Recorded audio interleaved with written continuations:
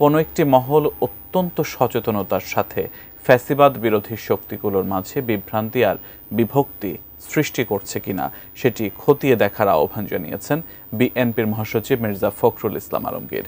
বাংলাদেশকে যাতে কেউ ব্যর্থ রাষ্ট্রে পরিণত না করতে পারে সেজন্য গণতন্ত্রকামী সকল দলগুলোকে এক মোর্চায় কাজ করার আহ্বান জানান তিনি।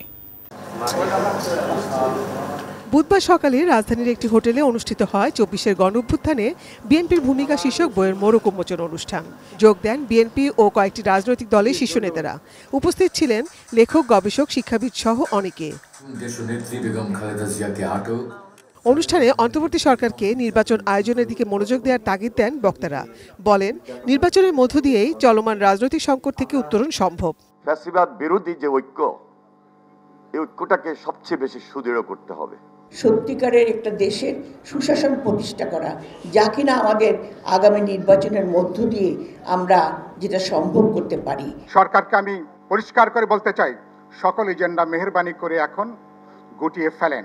এখন কেবলমাত্র বিচার এবং সংস্কারের ধারে আগামী যে নির্বাচন, সেটাকে প্রধান এজেন্ডায় পরিণত করেন। বিজলি কেবলসের স্ক্রিন কোটেড ইনসুলেশন আগুন প্রতিরোধী। বিজলি কেবলস, নিরাপদ আজীবন।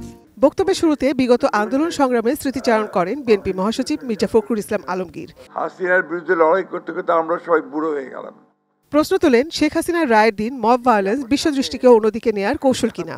আমি তো মনে করি যে ওই রায়ের যে গুরুত্ব, সেটাকে কমিয়ে দেওয়ার জন্য একটা বিশেষ মহল ভিন্ন খাতে বিশ্বদৃষ্টিকে নেওয়ার জন্য এই কাজগুলো করে বলতে পারে। এই বিষয়গুলো আমাদের খেয়াল রাখতে হবে। তিনি আরো বলেন, কোনো একটি মহল অত্যন্ত সচেতনতার সাথে ফ্যাসিবাদ বিরোধী শক্তিগুলোর মাঝে কোনো বিভ্রান্তি আর বিভক্তি সৃষ্টি করছে কিনা সেটা খতিয়ে দেখতে হবে। কোন দল কে জিতলো, কে হারলো, ইটস নট ইম্পর্টেন্ট। ইম্পর্টেন্ট হচ্ছে যে আমাদের গণতান্ত্রিক প্রতিষ্ঠানটা শক্তিশালী হলো কিনা।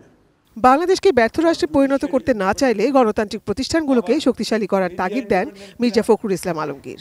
আজকে নির্বাচন আসছে, বিএনপির উপরে দায়িত্ব বেশি পড়তেছে এবং বিএনপিকে সত্যিকার অর্থেই এমন একটা মোর্চা গড়ে তুলতে হবে যে মোর্চা গণতন্ত্রের জন্য লড়াই করেছে অতীতে, লড়াই করবে এবং গণতন্ত্র এখানে প্রতিষ্ঠানিক রূপ দেবে।